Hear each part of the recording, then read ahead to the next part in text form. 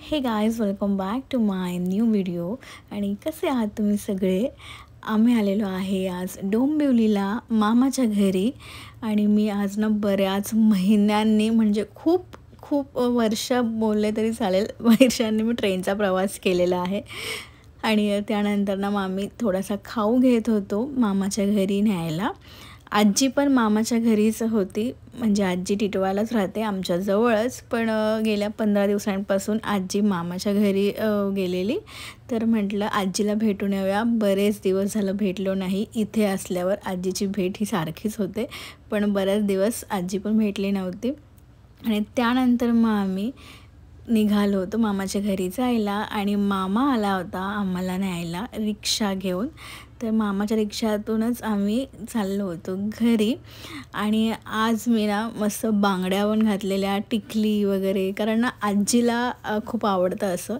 नाहीतर मी असंच कधी जीन्स वगैरे वेस्टर्नमध्ये गेले ना, ती बोलते की हे काय हातामध्ये बांगडी नाही, टिकली नाही, काय नाही. तर मी आज ठरवलेलं की जरा बांगड्या वगैरे घालून जावं. आणि बघा आजीला भेटल्या भेटल्या आजी इतकी खुश झाली ना, खूप आनंद झाला तिला. आणि पहिले मला ती तेच म्हणाली की बघ आज किती मस्त वाटते, हातामध्ये बांगड्या आहेत, टिकली आहे कपाळाला, तर किती भारी वाटतं, असं राहायचं, असं ती मला म्हणत होती. आणि ही आहे माझ्या भावाची मुलगी वेदू. इतकी क्यूट आहे ना ही, आणि इतकी बडबडी आहे ना, हिला नुसत्या गप्पा मारायला पाहिजे, बडबड करायला पाहिजे. आणि गेल्या गेल्या बघा आमच्या गप्पा सुरू झाल्या होत्या. अभ्यास. तू आता माझ्या घरी चला माझ्यासोबत. हां हां पाहिजे मला मम्माला घेऊन जायचं की नाही? त्या दिवशी तुम्हाला फोन केलेला ना, का केलेला? मला तुझी आठवण येत होती. किती आठवण येत होती? जास्त. मग तुम्हाला भेटायला का नाही आली?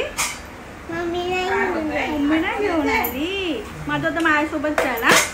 हां माझ्यासोबत चला. येशील ना? येशील ना? नक्की नक्की.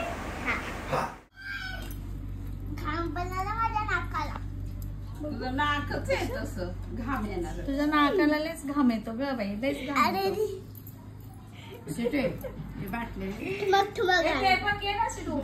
आणि त्यानंतर मग आम्ही गेलो डोंबिवलीला मार्केटमध्ये. आणि मी जवळपास ना वर्षभराने ह्या मार्केटमध्ये आले असेल. खूप जुनी आठवण आहे लहानपणीची. म्हणजे आम्ही लहानपणापासून इथेच कपडे वगैरे काही घ्यायचं असेल ना तर डोंबिवलीला चला, हे असंच असायचं आमचं. लहानपणापासून इथेच शॉपिंग केलेली आहे. आत्ता कुठे मॉल झाले आहेत, ऑनलाईन शॉपिंग झाली आहे, तर मग इकडे येणं होतच नाही आजकाल.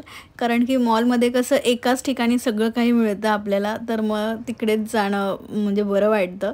पण इथे पण आम्ही भरपूर वेळा, म्हणजे काही कुठलाही सण असू दे, दिवाळी असू दे, काही असू दे, किंवा काही घ्यायचं असेल ना तर मग डोंबिवलीला चला. आणि प्लस स्टेशनच्या बाजूलाच आहे हे सगळं मार्केट, तर एकदम इझी पडतं. ट्रेनने आल्यावर उतरा आणि मग जवळ लगेचच मार्केट सुरूच होतं हे डोंबिवलीचं. तर आणि आता सगळं खूप चेंज झालं होतं 1 वर्षाने, सगळं मला एकदम वेगळं दिसत होतं. आणि त्यानंतर आम्ही बांगड्या भरायला आलो होतो. आणि आजी आम्हाला बांगड्या भरून देत होती, कारण की दुसऱ्या दिवशी नागपंचमी होती.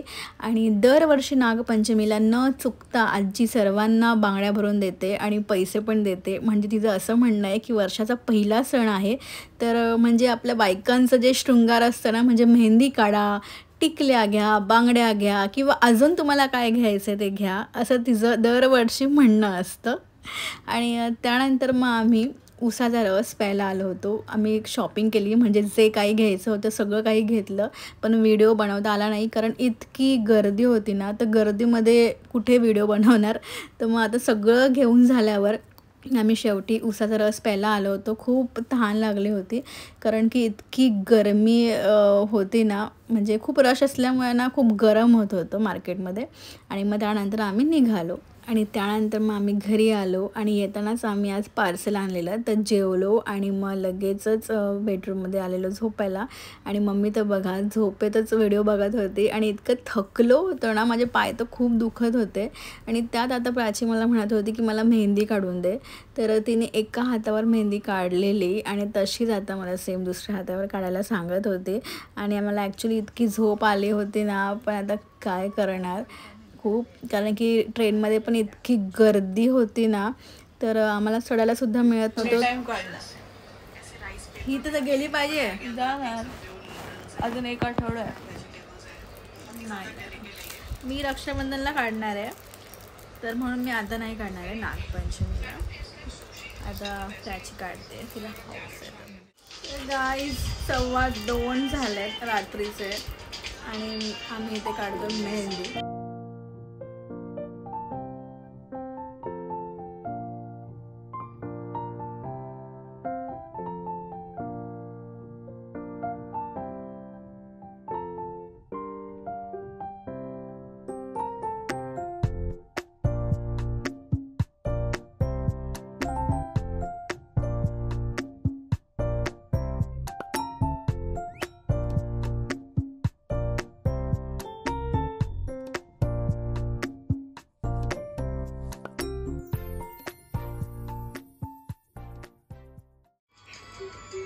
काय झालं पुसले प्राचीने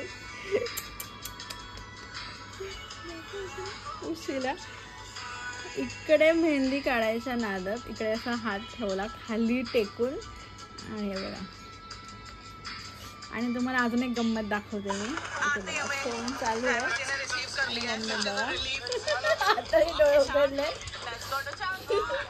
घोरत होती आता. मम्मी मी सिरियसली आता परत नाही सांगणार, झोप ना. एवढं मग घोरू नको. इतकी चांगली काढलेली यार मी. सो गाईज आमची मेहंदी काढून झालेली आहे. मागची पुढची एकदम सिम्पलमध्ये ही पुसली आहे मागची सगळी. आणि झोपेमध्ये मी कशी तरी काढली आहे. आणि इथे बघा किती वाजले, 3:30 वाजायला आले. मेहंदी काढून झालेली आहे आणि 3:30 वाजलेत आता. आता आम्ही झोपतोय. मम्मी तर ऑलरेडी झोपली आहे, आता आम्ही झोपतोय. आणि अशाच प्रकारे तुम्हाला आजचा हा ब्लॉग, आजचा हा व्हिडिओ आवडला असल्यास लाईक करा, शेअर करा, चॅनलला सबस्क्राईब करायला विसरू नका. पुन्हा भेटूया आपण अशाच नवीन व्हिडिओमध्ये. तोपर्यंत बाय.